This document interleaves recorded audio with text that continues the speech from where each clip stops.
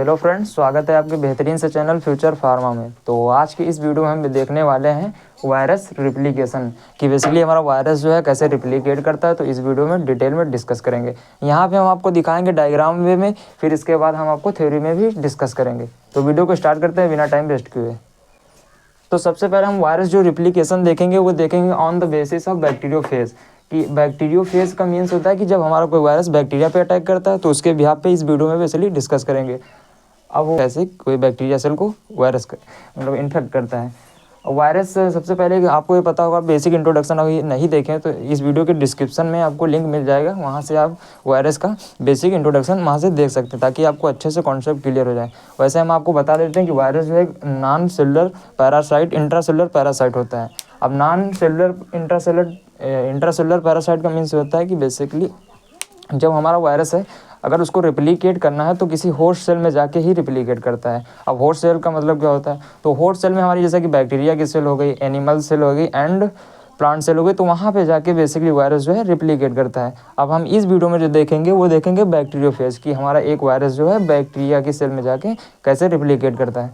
तो देखते हैं। तो यहाँ पे हम आपको दिखाएंगे डायग्राम वे में कि कैसे एक वायरस जो है स्टेप वाइज बैक्टीरिया में रिप्लिकेट करता है। फिर इसके बाद हम फर्दर थ्योरी में देखेंगे। तो सबसे पहले पहला जो हमारा वायरस रिप्लिकेट करता है बैक्टीरियोफेज में, तो हम इस वीडियो में देखेंगे लैक्टिक साइकिल के थ्रू। और दूसरी हमारी जो एक साइकिल होती है वो लाइसोजेनिक साइकिल होती है। अब लैक्टिक साइकिल में लैक्टिक का मीन्स है कि यहाँ पे ब्रेक डाउन कि जो हमारा वायरस है जो एंड स्टेप आएगा तो वहाँ पे बेसिकली बैक्टीरिया की सेल को रैप्चर कर देगा, उसके बाद ही वायरस बाहर निकलेगा। फिर इसको हम दूसरे नाम से जानते हैं मास्टर स्लेव रिलेशन की जो हमारी लैक्टिक साइकिल होती है, इसको हम मास्टर स्लेव रिलेशन के नाम से भी जानते हैं।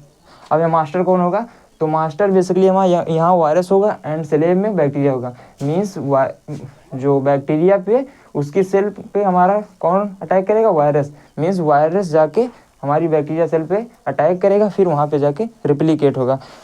अब रिप्लिकेशन का मीन्स क्या होता है यहाँ ये भी आप जान लीजिए। तो रिप्लिकेशन का मीन्स होता है कि अपनी जैसी संतति को 1 से 2, 2 से 4 या 5 बनाने की प्रोसेस को बेसिकली रिप्लिकेशन बोलते हैं। तो अब हम देखते हैं पहला स्टेप क्या होता है। तो जो हमारा वायरस है किसी भी होस्ट सेल पे जब अटैक करता है तो बेसिकली उसके कुछ स्टेप्स होते हैं। तो उसमें हमारा पहला स्टेप है अटैचमेंट या एडजॉर्प्शन। हम अटैचमेंट बोलें या एडजॉर्प्शन दोनों सेम है। तो यहाँ पे होता क्या है कि जो हमारी बैक्टीरिया की सेल है वहाँ पे आके वायरस जो है उसकी आउटर सरफेस पे आके अटैक करता है, मीन्स अटैच होता है। अब अटैक क्यों करता है, तो सबसे पहले वायरस आएगा बैक्टीरिया की सेल पे। अब बैक्टीरिया की सेल जो होती है वहाँ पे कुछ प्रोटीन रिसेप्टर प्रेजेंट होते हैं। फिर वायरस जो है उसको डिटेक्ट करेगा। वायरस आएगा किस पे, बैक्टीरिया की सेल पे। अब बैक्टीरिया की सेल वॉल पे आएगा तो वहाँ पे कुछ हमारे प्रोटीन रिसेप्टर होते हैं जहाँ पे वायरस जो डिटेक्ट करेगा फिर उन पे जाके अटैच हो जाएगा। तो यहाँ पे पहला स्टेप ये हो जाएगा अटैचमेंट। तो अटैचमेंट में कुछ बेसिकली होता नहीं है, होता है कि वायरस जो अपना रिप्लिकेशन की प्रोसेस शुरू करता है तो वो जाके किसी भी सेल होस्ट सेल पे अटैच करेगा। अब होस्ट सेल में हमने बैक्टीरियोफेज के बिहाफ पे डिस्कस कर रहे हैं तो यहाँ इसके बिहाफ पे वो आके यहाँ पे इस पर अटैक करेगा। फिर पहला स्टेप हो गया। अब दूसरा जो स्टेप आएगा उसमें होगा पेनिट्रेशन, या हम ये भी बोल सकते हैं एंट्री की। मीन्स वायरस जो है होस्ट सेल के अंदर एंट्री करेगा। ठीक है। अब यहाँ पे क्या होता है कि वायरस यहाँ पे आके अटैक होगा रिसेप्टर पे। फिर क्या होगा कि वायरस जो आके यहाँ पे अब पेनिट्रेशन की बारी आएगी। अब पेनिट्रेशन में क्या होता है कि जो हमारी वायरस का बेस प्लेट होती है, मीन्स जो नीचे स्ट्रक्चर में बेस प्लेट होती है उसमें हमारा एक एंजाइम प्रेजेंट होता है। उस एंजाइम को बोलते हैं लाइसोसोम एंजाइम। अब वो लाइसोसोम एंजाइम जो है हमारा जो वायरस है वो रिलीज करेगा। मीन्स जो वायरस की जो हमारी बेसमेंट प्लेट होती है उसमें वो हमारा एंजाइम होता है लाइसोसोम, और लाइसोसोम एंजाइम जो है उस बैक्टीरिया की जो सेल वॉल है उस पर रिलीज़ करेगा। अब जो रिलीज़ करेगा तो क्या होगा, फिर यहाँ पे इसमें गड्ढा बना देगा। मीन्स कुछ ऐसे इस टाइप से बन जाएगा, ये रैप्चर हो जाएगी जहाँ पे वायरस जो अपना एंजाइम रिलीज़ किया है। फिर उसके बाद क्या होगा, जब वो अपना एंजाइम रिलीज़ कर देगा तो फिर सेल जो है अपना जो वायरस है वो अपना एंट्री करेगा किसमें, बैक्टीरियोफेज की जो सेल है या बैक्टीरिया की जो सेल वाला है। अब यहाँ पे दूसरे 2 कॉन्सेप्ट होते हैं। एक कॉन्सेप्ट ये कि मान लीजिए जो हमारा वायरस है वो इनवॉल्व है या नॉन इनवॉल्व। अब इनवॉल्व और नॉन इनवॉल्व का मतलब क्या है कि जैसे मान लीजिए वायरस के सिंपल स्ट्रक्चर की बात करें तो हमारा कुछ इस प्रकार से वायरस होता है। स्ट्रक्चर अलग अलग होता है पर जनरली बात की जाए तो ये मान लीजिए हमारा वायरस हो गया। ठीक है। इसके बीच में क्या होता है, जेनेटिक मटेरियल होता है या जीनोम जिसे बोलते हैं। ठीक है। अब इसके ऊपर हमारी कैप्सिड की लेयर होती है। ठीक है। जैसे कि आपने इससे पहले वाली वीडियो में हमने देखा होगा, स्ट्रक्चर में डीपली डिस्कस किया हुआ है, ठीक है। तो इसके ऊपर होता है कि बाहरी एक इन्वॉल्व लगा होता है। अगर वो इन्वॉल्व वायरस है तो उसका दूसरा पेनिट्रेशन दूसरी साइड से और दूसरी टाइप से होगा। अगर वो नॉन इन्वॉल्व है तो उसका पेनिट्रेशन अलग टाइप से होगा। अब हम ये भी आपको डिस्कस कर देते हैं कि अगर इन्वॉल्व है तो क्या होगा। मान लीजिए वायरस जो है अपना इन्वॉल्व है, तो इन्वॉल्व है तो क्या होगा कि पहले वायरस आएगा, फिर वायरस का जब पेनिट्रेशन होने लगेगा तो यहाँ पे जब एंजाइम रिलीज कर दिया, फिर वायरस का जो जेनेटिक मटेरियल या कैप्सिड वगैरह है वही यहाँ पे एंट्री करेगा, किसमें, बैक्टीरिया की सेल की इनसाइड। और जो इन्वॉल्व है, ये इन्वॉल्व जो होता है ऊपर से, तो वो इसी में फ्यूज हो जाएगा।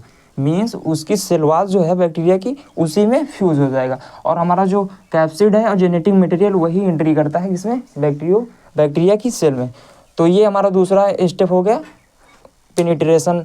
अब हमारा जो थर्ड स्टेप होगा उसमें क्या होगा कि एक स्टेप यहाँ पे और होता है बट वो हमने मेंशन नहीं किया, वो होता है कि अनकोटिंग की। मीन्स जब हमारा यहाँ पे पेनिट्रेशन हो जाता है, फिर जो उसकी कैप्सिड होती है वो कैप्सिड अलग हो जाती है अनकोटिंग स्टेप में। जो हमारी कैप्सिड अलग हो जाती है, फिर हमारा जीनोम जो है वो बाहर आ जाता है, फिर उसके बाद की प्रोसेस होती है। बट वो पेनिट्रेशन में हो जाता है, मान लीजिए पूरी प्रोसेस इसी में हो जाएगी। फिर जो हमारा थर्ड स्टेप था बायोसिंथेसिस। अब बायोसिंथेसिस क्या होता है, तो बायोसिंथेसिस में बेसिकली ये होता है कि हमारे जैसे कि जो हमारे जेनेटिक मटेरियल है वो अपना डीएनए हो गया और कैप्सिड वगैरह होगा, तो उसकी और प्रोटीन वगैरह होगी, तो उसकी सिंथेसिस बेसिकली हमारी इस मशीनरी फेज में। जैसे कि बायोसिंथेसिस का मतलब ये होता है कि बायो प्लस सिंथेसिस मीन्स जो हमारी बायोलॉजिकल एक्टिविटी है उनको जो चलाने के लिए जो एंजाइम वगैरह होते हैं, जैसे कि आपका न्यूक्लिक एसिड हो गया, एंजाइम्स हो गई एंड प्रोटीन्स हो गई, तो उसकी सिंथेसिस बेसिकली वायरस हमारा इस फेज में करता है। अब इस फेज में ही क्यों करता है, तो होता क्या है कि वायरस जो है हमारा जो बैक्टीरिया जो है उसमें लाइसोसोम में कुछ एंजाइम को अपने साथ लेके फिर जो बैक्टीरिया की डीएनए वगैरह होते हैं, मीन्स बैक्टीरिया का जो जेनेटिक मटेरियल होता है उसको यहाँ पे डिस्पैच कर देता है। मीन्स जो जिस बैक्टीरिया पे उसने अटैक किया, ठीक है, उसके लाइसोसोम से उसने एंजाइम ले ली वो, और एंजाइम से इसको बेसिकली रैप्चर कर देता है, मीन्स ख़त्म कर देता है किसको, बैक्टीरिया के जो जेनेटिक मटेरियल है उसको डिस्पैच कर देगा, जिससे कि बैक्टीरिया का जो है अपने ऊपर काबू खत्म हो जाएगा। मीन्स उस बैक्टीरिया जिस पे अटैक करेगा वायरस, उसकी जो बैक्टीरिया के जो जेनेटिक मटेरियल था उसके लाइसोसोम से एंजाइम लेके उसको उसके ऊपर डाल देगा जेनेटिक मटेरियल पे। तो इससे बैक्टीरिया का जो है कंट्रोल खत्म हो जाएगा, किस पे, उसकी सेल, उसके ऊपर खुद का कंट्रोल खत्म हो जाएगा। फिर उसके बाद वायरस जो है उस पर अपना कब्जा करेगा। तो इसी स्टेप में वो लाइसोसोम एंजाइम अपना सिक्रीट करके उसके जेनेटिक मटेरियल को ख़त्म कर देता है। ठीक, इतना समझ में है। फिर क्या होगा, अब यहाँ पे बायोसिंथेसिस की प्रोसेस अपनी करेगी, फिर उसमें क्या होगा कि वायरस जो है अपने डिफरेंट पार्ट की सिंथेसिस यहाँ पे करेगा। जैसे कि यहाँ पर ये भी होगा कि उसकी जो टेल वगैरह है टेल बनाएगा, एंड जो कैप्सिड वगैरह है कैप्सोमेयर है कैप्सिड वहाँ वो भी सिंथेसाइज करेगा, और उसका आरएनए डीएनए वो भी सिंथेसाइज करेगा। अब आरएनए डीएनए में अब वायरस पे डिपेंड करता है कि ये जो हमारा वायरस था वो डीएनए कंटेनिंग था या आरएनए, तो उसके बिहाफ पे यहाँ पे अपना वो सिंथेसाइज होगा। तो ओवरऑल बात की जाए बायोसिंथेसिस में, तो बायोलॉजिकल एक्टिविटी को करने के लिए जितने भी उसकी रिक्वायरमेंट होंगी वो यहाँ पे सिंथेसाइज करेगा। अब हमारा ये थर्ड स्टेप हो गया। अब फोर्थ स्टेप में होगा सेल्फ असेंबली। अब सेल्फ असेंबली का मतलब क्या है, जैसे कि मान लीजिए यहाँ ने उसने डिफरेंट पार्ट अपने सिंथेसाइज किए थर्ड स्टेप में। फिर अब क्या होगा कि यहाँ पे जो हमारा फोर्थ स्टेप होगा सेल्फ असेंबली, यहाँ पे उसने अपनी जितनी भी कंपोनेंट यहाँ बने फिर अब यहाँ पे सीक्वेंस में लगाएगा। मीन्स एक लाइन टू लाइन, जैसे कि उसका कैप्सिड हो गया, उसके टेल्स हो गई, उसका जेनेटिक मटेरियल होगा, वो एक पूरा स्ट्रक्चर वे में यहाँ पे एक लीनियर फॉर्म में एग्जिस्ट करेगा। यहाँ पे मीन्स ये आप समझ लीजिए कि वो अपनी आर्मी को तैयार कर लेगा। ये फाइनल स्टेप के जस्ट पहले का एक स्टेप होता है कि पूरा एकदम लाइन से लगा लेगा कि मतलब अब युद्ध लड़ने जाना है। तो यहाँ पे फोर्थ स्टेप में असेंबली हो गई। अब हमारा जो लास्ट स्टेप आएगा, अब वायरस फुल कंप्लीट है, मीन्स वायरस फुल डेवलप हो गया। अब वो निकलना चाहेगा कहाँ से, बैक्टीरिया की सेल को रैप्चर करके वो आउटसाइड जाएगा, फिर अपना अटैक करेगा। तो फिर जो हमारा फिफ्थ स्टेप होगा, तो इस स्टेप को बोलते हैं लाइसिस या रिलीज। रिलीज का मतलब ये होता है लाइसिस, मीन्स अब उस बैक्टीरिया सेल से बाहर निकलेगा कौन, वायरस। अब यहाँ पे जो हमारी बैक्टीरिया सेल निकले स्टेप 5 जो होगा, तो यहाँ पे लगभग एक बैक्टीरिया सेल को अगर एक वायरस रैप्चर करता है तो लगभग 100 से 200 वायरस निकलते हैं। जब एक इस पूरी साइकिल में एक सेल के अंदर जब रैप्चर करके बाहर निकलता है तो अप्रोक्स यहाँ पे 100 से 200 वायरस बाहर निकलेंगे। तो बेसिकली ये लैटिक साइकिल के थ्रू बेसिकली हमारा वायरस है जो बैक्टीरियोफेज पे ओवरऑल कुछ इस तरह से रिप्लिकेट करता है। अब हम देख लेते हैं थ्योरी में कि हर स्टेप की थ्योरी कैसे कैसे है। तो जैसे मैंने बताया इसी तरह वहाँ थ्योरी भी होगी, तो आप उसको देखते हैं एक वन बाई वन। अब हम देख लेते हैं वायरस रिप्लिकेशन की जो थ्योरी, जैसे हमने आपको बताया था कि पहले हम डायग्राम वे में देखेंगे फिर थ्योरी में देखेंगे। आप ये थ्योरी स्किप भी कर सकते हैं एज यू नो दैट, जैसे कि अपने हिसाब से देख सकते हैं। अगर आपको थ्योरी नहीं चाहिए, अगर अपने आप से थ्योरी अगर समझ में आ गया तो अपने आप से भी बना सकते लिख सकते हैं। बाकी मैंने थ्योरी में दे दिया हर चीज़। अब हम देख लेते हैं थोड़ा सा थ्योरी में देख लेते हैं कैसे क्या। तो virus multiply only living cell, जैसे आपको पता है कि हमने बताया कि वायरस जो है वो मल्टीप्लाई करता है, मीन्स अपने आप को रिप्लिकेट करता है किसमें, लिविंग सेल में। अब लिविंग सेल मैंने लिखा, कंफ्यूज मत होइएगा, यहाँ पे आप होस्ट सेल भी लिख सकते हैं, ठीक है।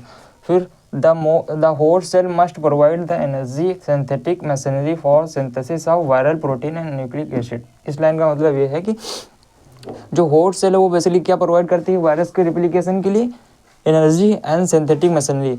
मीन्स जो वायरस है उसको रिप्लिकेट करने के लिए एनर्जी भी चाहिए, ठीक है। और सिंथेटिक मशीनरी मीन्स जैसे उसकी बायोलॉजिकल एक्टिविटी हो गई, डीएनए हो गया, आरएनए हो गया, तो उसको भी रिप्लिकेट करने के लिए कुछ चाहिए ना। तो वो बेसिकली कौन प्रोवाइड कराता है वायरस को, होस्ट सेल, ठीक है। सिंथेटिक मशीनरी का मतलब जैसे कि वायरल प्रोटीन हो गए एंड न्यूक्लिक एसिड हो गए, तो उसको सिंथेसाइज करता है कि सिंथेसाइज करने के लिए एनर्जी कौन प्रोवाइड कराता है, होस्ट सेल। तो that's why virus replication fully depend on the host cell, ठीक है। फिर अब हम वही देख लेते हैं कि स्टेप, तो वायरस रिप्लिकेशन अकर इन, यहाँ पे 6 स्टेप होगा। तो बेसिकली वायरस रिप्लिकेशन जो हमारा होता है वो 6 स्टेप में होता है। इससे पहले हमने जो डायग्राम वे में बताया तो वहाँ मैंने 5 ही स्टेप डिस्कस किए थे। तो एक स्टेप हमने यहाँ पे ऐड कर दिया है जो अनकोटिंग है, हालांकि उसमें मैंने डिस्कस किया था, बट मैंने यहाँ पे थ्योरी में आपको भी समझ में आ जाएगा कि अनकोटिंग क्या होती है, ठीक है। तो सबसे पहले स्टेप हमारा होता है अटैचमेंट, जैसे कि आपको पता है। दूसरा होता है पेनिट्रेशन को हम एंट्री भी बोल सकते हैं, ठीक है। फिर जो थर्ड स्टेप है वो uncoating and fourth one is biosynthesis, assembly and release. तो ये बेसिकली कुछ स्टेप होते हैं जैसे कि आपको पता है। अब हम एक 1 बाय 1 स्टेप की थ्योरी देख लेते हैं क्या है। तो सबसे पहला हमारा जो स्टेप था अटैचमेंट, ठीक है। तो it is a first step of virus replication, जैसे कि आपको पता है डायग्राम में हमने डिस्कस किया है कि वायरस का जो पहला वायरस रिप्लिकेशन का जो पहला हमारा स्टेप होता है क्या होता है, अटैचमेंट। अब इसमें क्या होता है, virus attach to the cell membrane of host, कि वायरस जो है बेसिकली यहाँ पर अटैच करता है सेल मेम्ब्रेन पे, किसकी, होस्ट सेल की, ठीक है। Attachment site on their capsid envelope protein are that bind to the receptor present on the host cell surface। इस लाइन का मतलब ये है कि जो हमारा वायरस का कैप्सिड होता है, इन्वेलप होता है, इन्वेलप प्रोटीन होती है, वो जाके जो हमारी सेल मेम्ब्रेन होती है किसकी, होस्ट सेल की। अब यहाँ पे बैक्टीरियोफेज की बात करें तो बैक्टीरियोफेज की जो सेल वाल होगी, सेल वाल मीन्स जैसे कि हमारी ये सेल होगी तो इसके ऊपर जो सेल वाल जो बाहरी आउटर सरफेस होगी तो उस पर जो प्रोटीन रिसेप्टर प्रेजेंट होते हैं वहाँ पे जाके बेसिकली कैप्सिड, वायरस का जो कैप्सिड होता है एंड इन्वेलप जो होता है वहाँ पे जाके अटैच हो जाता है। अगर आप कंफ्यूज हो रहे हैं कैप्सिड क्या है, इन्वेलप क्या है, तो इस वीडियो के डिस्क्रिप्शन में आपको लिंक मिली जिसमें हमने वायरस का स्ट्रक्चर अच्छे से क्लियर किया हुआ है, ठीक है। तो वहाँ आप जाके देख लीजिएगा तो ताकि आपको अच्छे से क्लियर हो जाएगा कि कैप्सिड क्या है एंड इन्वेलप क्या है, तो वहाँ से आप कंफ्यूज ना होइएगा। अब हम देखते हैं दूसरा स्टेप जो हमारा है एंट्री एंड पेनिट्रेशन। तो 1 बाय 1 देख लेते हैं एंट्री या पेनिट्रेशन। इसके पहले हमने अटैचमेंट देख लिया, हम देखेंगे एंट्री एंड पेनिट्रेशन। अब इसमें क्या होता है, after attachment virus particle into the host cell, की मतलब जब हमारा अटैचमेंट हो जाता है तो उसके बाद जो है जो पार्टिकल होते हैं वो इंटर होते हैं किसमें, होस्ट सेल में। अब यहाँ पे वायरस पार्टिकल, अब वायरस पार्टिकल में मीन्स यहाँ पे ये है कि न्यूक्लिक एसिड वगैरह जो है वो इंटर करता है किसमें, होस्ट सेल में, ठीक है। फिर क्या होगा, some enveloped virus enter by fusion of their envelope protein with plasma membrane of host cell only nucleic capsid enter. इस लाइन का मतलब ये है कि क्या होता है कि कुछ हमारे इन्वेलप वायरस होते हैं। इन्वेलप वायरस मीन्स जैसे कि ये देखिए, ये हमारा जो वायरस है, ठीक है, ये हमारा इन्वेलप वायरस है, ठीक। मीन्स जो वायरस होता है उसके ऊपर हमारा इन्वेलप होता है, मीन्स आउटर कोटिंग होती है, ठीक है। तो क्या होता है, some envelope virus enter by fusion. अब यहाँ पे कुछ इन्वेलप वायरस जो होते हैं वो जब हमारी होस्ट सेल में इंटर करते हैं तो फ्यूजन करते हैं किसके, प्लाज्मा मेम्ब्रेन से, किसकी, होस्ट सेल की। इस लाइन का मतलब ये है कि जैसे मान लीजिए हमारी ये प्लाज्मा मेम्ब्रेन है, ठीक है, ये प्लाज्मा मेम्ब्रेन हो गई। अगर यहाँ पे हमारा इन्वेलप्ड वायरस आता है तो क्या होता है कि इस जो हमारा इन्वेलप है वो फ्यूज़ हो जाता है, मीन्स वो जाके प्लाज्मा मेम्ब्रेन से कुछ इस तरह यहाँ से आके फ्यूज़ हो जाएगा। एंड हमारा जो न्यूक्लिक कैप्सिड है वो जाके इंटर करेगा। तो इस लाइन का मतलब यही है कि जो हमारा इन्वॉल्व वायरस होता है तो उसमें इन्वॉल्व जो है हमारा बाहर ही रह जाता है, एंड जो हमारा जेनेटिक मटेरियल न्यूक्लिक कैप्सिड है वो इंटर करता है किस प्लाज्मा में। तो इस लाइन का मतलब यही है। फिर bacteriophage can not penetrate the bacteria cell wall, only nucleic acid inject. इस लाइन का मीन्स ये है कि हमारा जो बैक्टीरियोफेज होता है, bacteriophage means the virus which inject और हार्म टू बैक्टीरिया, उन्हें हम बैक्टीरियोफेज बोलते हैं।